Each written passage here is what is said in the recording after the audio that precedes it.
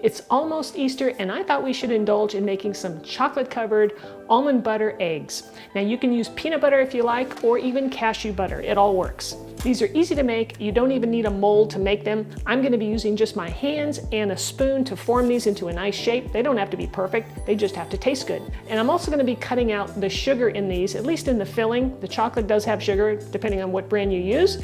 But the filling in this, I'm going to be subbing in some maple syrup. These will need to be stored in the refrigerator or the freezer, and all you need to do is just take them out when you're ready to serve them. If you leave them out at room temperature for too long, they tend to get a little bit too soft. So I'm Rockin' Robin, and I'm gonna show you how to do it right after our chef joke. All right, so here's chef joke number 1. We'll have number 2 a little bit later. So what crime is an egg most afraid of? Poaching. So I placed my almond butter here in a bowl, and this is a natural almond butter that I got from Costco, and it only has almonds and salt in it, so you gotta love those natural ingredients. To that, I'm gonna add some cream cheese, and I'm gonna blend that up with a hand mixer until it's nice and creamy and smooth.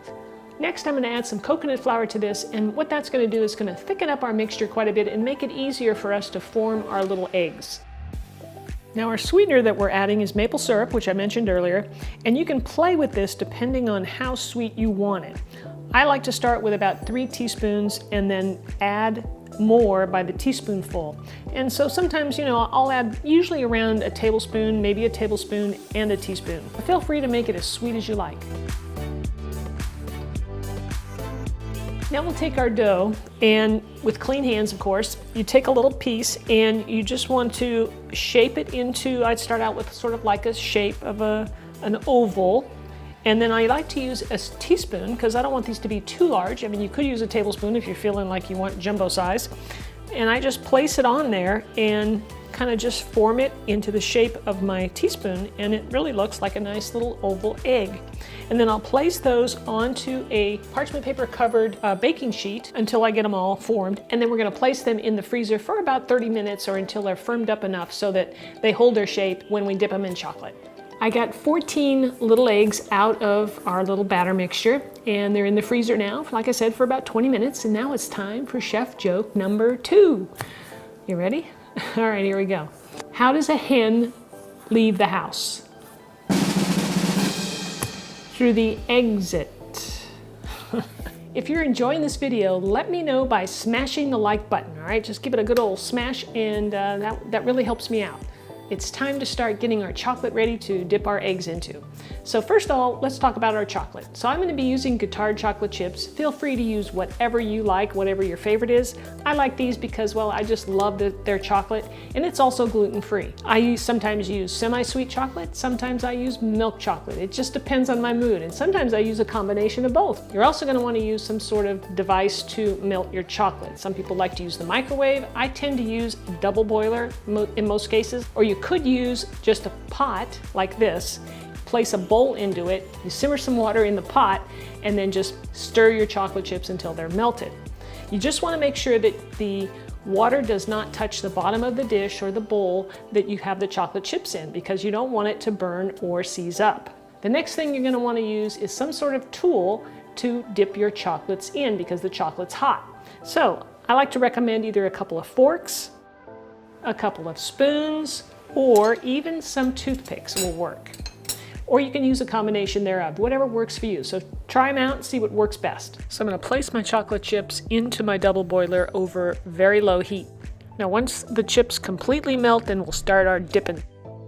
So we'll just take an egg and drop it right in the hot chocolate, and I'm going to use a couple of forks, and I'm just going to turn it over a couple times to coat the whole thing, and then I'll place it on my tray.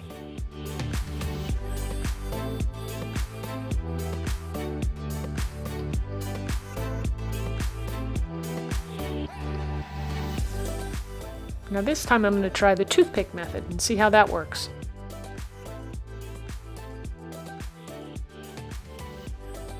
I found that I have the best control with using 2 forks as opposed to the toothpicks, or even the spoons are okay, but the forks allow the chocolate to drain off, which made it a little easier.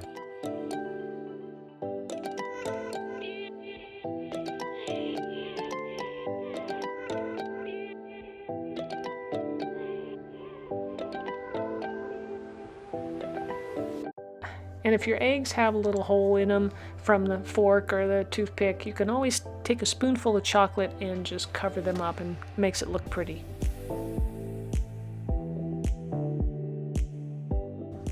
So at one point my chocolate seized up, as you can see it is here, very thick, and so what you want to do is take about 2 or 3 teaspoons of coconut oil and use it to thin it up.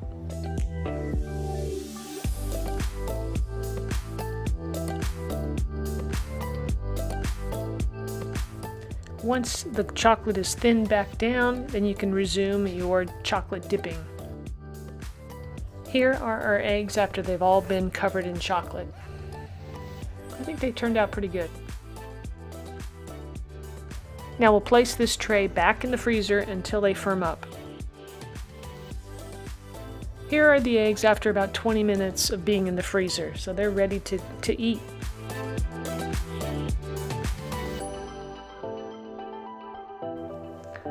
Alright, let me take one of these and cut it for you so you can see what it looks like on the inside.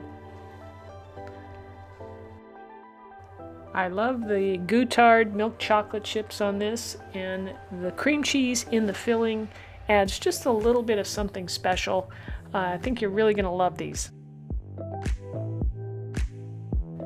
Now if you love chocolate, you're going to want to check out my gluten-free chocolate cake here.